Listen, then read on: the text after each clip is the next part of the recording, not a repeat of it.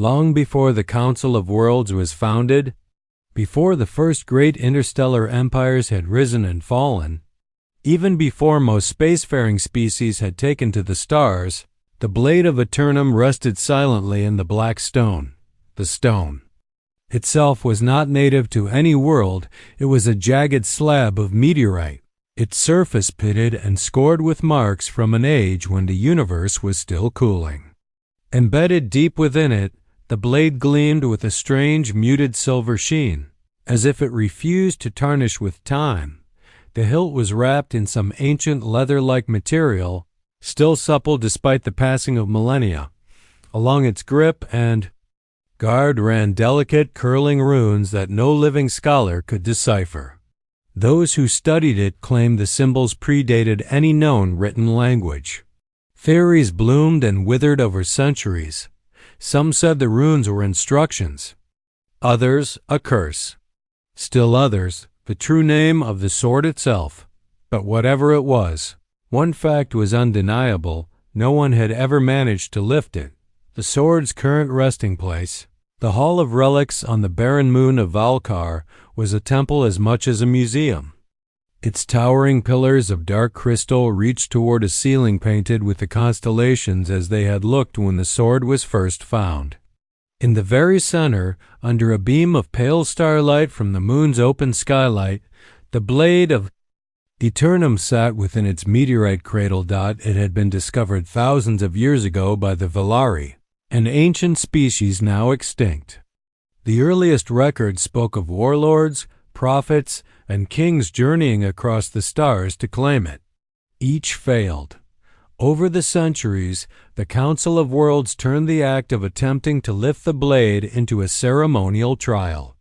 Warriors from across the galaxy trained for years in body and spirit before attempting the feat. It was said the blade tested not only strength, but worthiness. The Clavar Dominion's warlord Ziekter had once made the attempt before a crowd of 10,000. His kind were living engines of muscle, their veins pumped with the biometal iron blood that gave them near unmatched physical might. When Ziekter had gripped a sword, the air had grown tense. The ground itself seemed to rumble with his effort. The veins in his arms glowed like molten steel under the strain, and yet, when the dust settled, the blade had not moved an atom. Ziekter had roared his frustration, a sound that shook the dome, before storming out in defeat. His attempt became one more story in the Hall's long history of failure. Scholars and engineers had tried their own approach, studying the stone with gravimetric scanners, probing it with energy fields, even attempting to dislodge it with controlled plasma bursts. Nothing worked. The blade seemed unaffected by any force except the one it awaited. Some said the stone was a prison, binding the sword until the right hand came along. Others believed it was simply impossible to move, a deliberate trick by the makers to teach humility to the ambitious. And then there were the quiet few, those who spoke of prophecies passed in whispers, claiming the blade would one day be wielded again. And when it was, the galaxy would be forever changed. The Hall's keepers guarded it fiercely, not because they feared theft, the sword could not be stolen, but because they feared what might happen if it was freed. The old High Curator, a stooped Zevran with 3 cloudy eyes, was known to mutter, "When the blade leaves its stone, so too will peace leave the stars." On this day, the Hall was quiet. A small gathering had assembled to watch another hopeful try his luck. A Lernari merchant, a couple of Zolani traders, a handful of pilgrims. They waited with a mix of reverence and casual skepticism. And then, through the echoing crystal archway, someone entirely unexpected stepped inside. He wasn't a warrior in ceremonial armor. He wasn't draped in the sacred silks of the priesthood. He didn't even seem to belong to any of the major powers of the council. He was human. To the alien crowd, the sight was amusing. Humanity was still relatively new to galactic society, a species barely a century into interstellar travel. They had a reputation for being resourceful, stubborn, and strangely lucky, but no one in their right mind thought one could lift the blade of Eternum. His name was Daniel Rourke, and he had not come to Valkar for glory, honor, or any great destiny. He was a cargo hauler, a man who spent his life shuttling goods between dusty mining colonies and overcrowded trade stations. His ship was small, his schedule was unpredictable, and his ambitions could be summed up in 3 words. Make rent again. Daniel had come to the Hall of Relics only because his delivery was delayed by 3 days and the mining outpost didn't have a single half-decent cafe.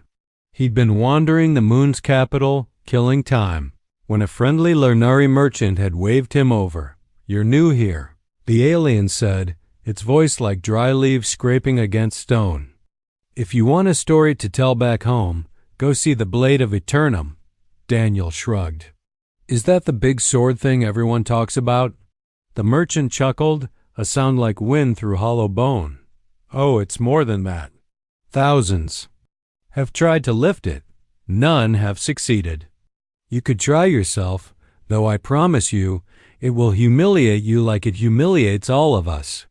That was how Daniel found himself standing at the entrance of the hall. It wasn't the kind of place he usually visited, grand and ceremonial. Its echoing chambers felt like they belonged to another universe entirely. He didn't know the ancient languages carved into the walls, nor the long history behind the meteorite pedestal. All he saw was a sword stuck in a rock. The gathered aliens turned their eyes toward him, their expressions ranging from curiosity to poorly hidden amusement. Humans were still considered an oddity in much of the galaxy, a new species on the block, untested and unimpressive compared to civilizations with millennia of history. Daniel wasn't wearing ceremonial garb. He had no armor, no weapon, no priest to bless his attempt.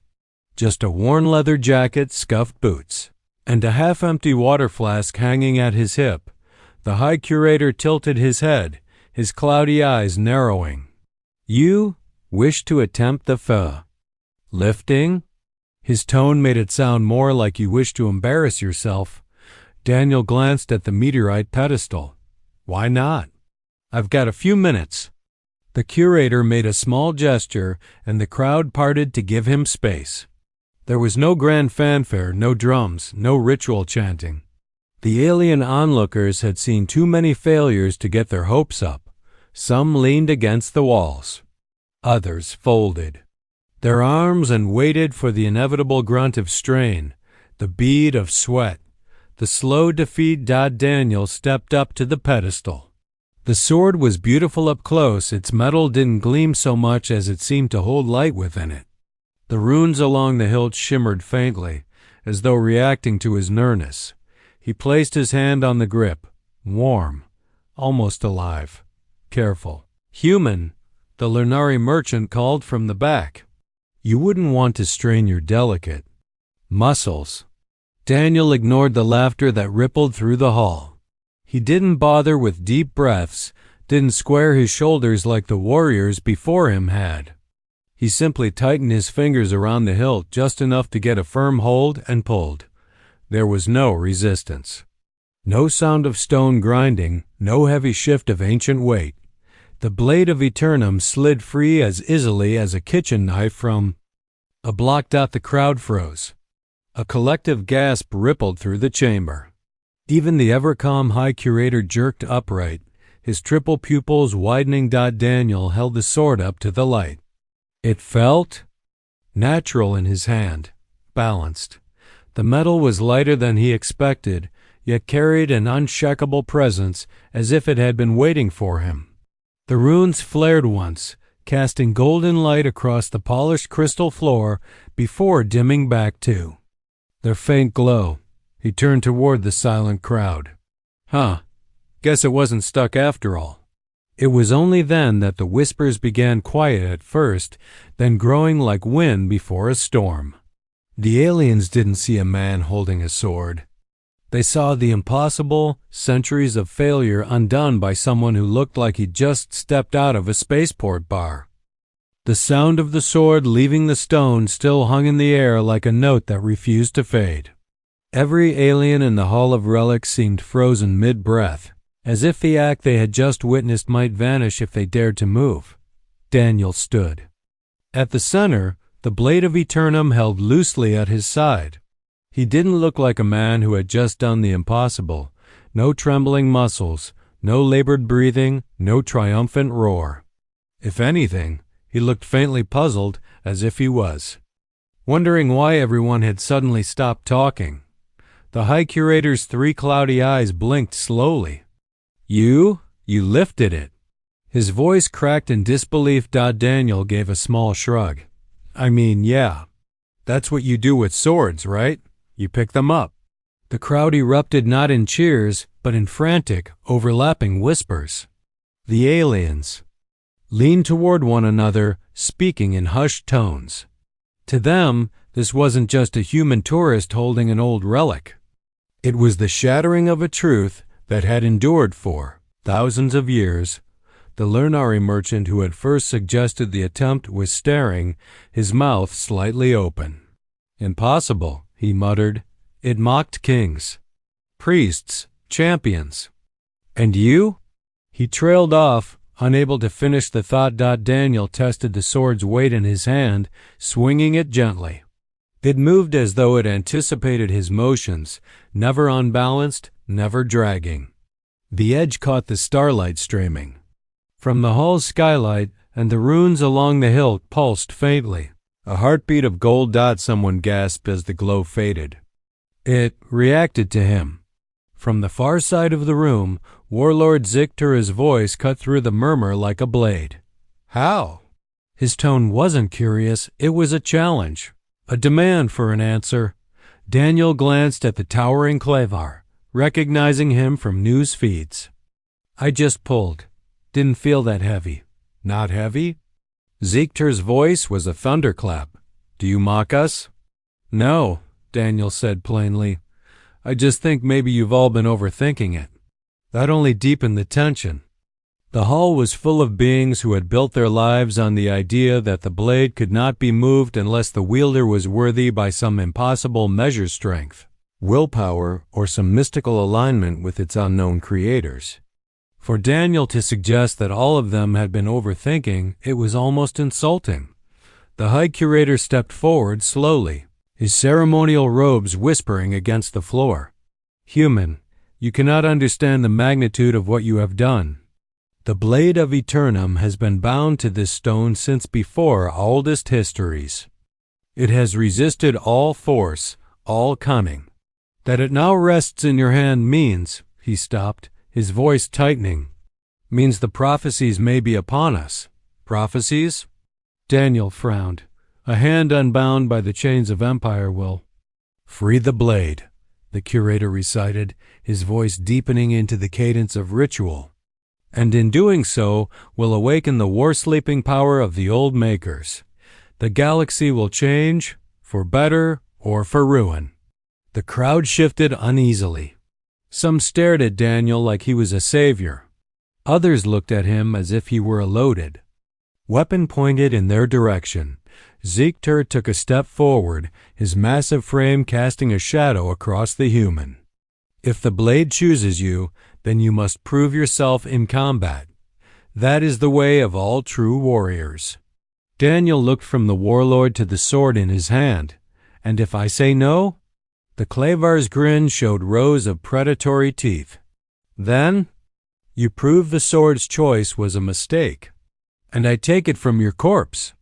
The murmur of the crowd swelled again, half in anticipation, half in dread. The Hall of Relics, normally a place of quiet reverence, now felt like the moment. Before a storm. Daniel let out a slow breath. He hadn't come here for this. He'd just been killing time. But as every gaze in the hall fixed on him, as the alien whispers turned to roars of speculation, he knew he wouldn't be walking away quietly. Somewhere deep in his gut, a realization settled. Lifting the sword had been the easy part. The hard part was about to begin. By the time the sun dipped below Valkar's horizon, Daniel's face had been broadcast to nearly every major world in the Council's territory. News feeds screamed about the human who had lifted the blade of Eternum. Commentators argued whether it was a hoax, a miracle, or a herald of doom. Daniel didn't get to see any of it. The moment he left the Hall of Relics, armed council guards in dark blue armor surrounded him and escorted him to the council spire, a tower of polished obsidian that rose above the moon's capital like a dagger aimed at the stars. Inside, corridors glowed with pale light, the air heavy with the scent of ceremonial incense. Alien statues lined the walls, faces of leaders who had shaped the galaxy, each carved in the style of their homeworld. Daniel walked between them, the blade of Eternum still strapped to his back. The guards kept their distance, but he could feel the weight of their stares. Finally, he was led into the grand assembly chamber. The space was massive, circular, with tiered seating for dozens of species. A central platform rose from the floor, and upon it stood High Chancellor Vela, tall, angular being of the Arvinar, draped in silver robes that shimmered like liquid metal. Human. The Chancellor's voice carried effortlessly through the chamber, amplified not by speakers, but by an authority honed over centuries. "Do you understand what you have done?" Daniel hesitated. Judging by the security detail, I'm guessing this wasn't supposed to happen. A low ripple of disapproval swept the chamber. Veil's tone sharpened. "That blade has resisted the grasp of the strongest, the wisest, the most cunning. It was a symbol of our unity and a test of our greatest.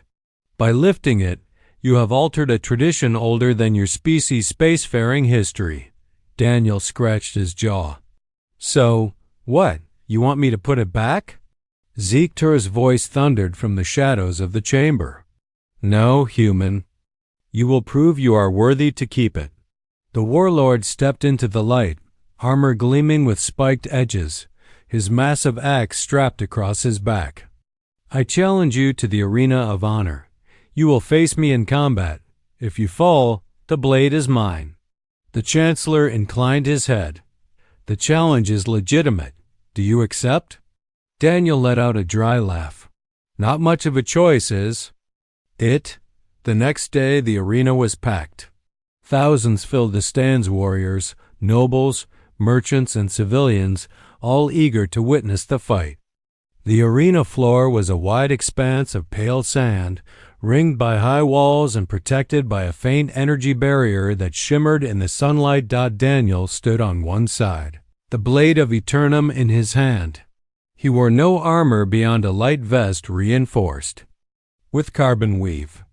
Across from him, Ziekter towered like a living fortress, his battle axe almost as tall as Daniel himself. The announcer's voice boomed overhead, naming their species, their titles, or lack thereof, and the stakes of the match. When the final note faded, a deep horn sounded and the battle began. Ziekter charged like an avalanche. His steps made the sand jump, his axe a blur of sharpened steel and murderous intent. The crowd roared, already tasting his victory. But Daniel didn't meet brute force with brute force. He sidestepped, letting the warlord's momentum carry him past. The blade in Daniel's hand moved like an extension of his will, parrying the axe, sliding along its haft, striking at the warlord's exposed flank. The fight was a dance of opposites, Ziekter's crushing power against Daniel's fluid precision. Every time the warlord swung, Daniel was already gone, his blade cutting lines of silver through the air. Minutes passed, and Ziekter's breathing grew heavier. Daniel wasn't untouched. He bore shallow cuts on his arm and a split lip. But the warlord had yet to land a decisive blow. Then, with a sudden twist of movement, Daniel stepped inside the arc of the axe. His sword flashed, stopping a hair's breadth from Ziekter's throat. The warlord froze, his breath hot against the blade's edge. Silence swept the arena. The roar of the crowd still rang in Daniel's ears long after the arena had emptied. Ziekter's grudging words, "The blade was right to choose you," had spread across the galaxy faster than light. The image of a human holding the blade of Eternum over a kneeling warlord was already flashing on news streams from the core worlds to the far rim. Daniel had no idea how much trouble that image would cause. By the next morning, the council chambers were filled again. Only this time, there were no challengers, no jeers, just a hushed anticipation as the High Chancellor addressed him.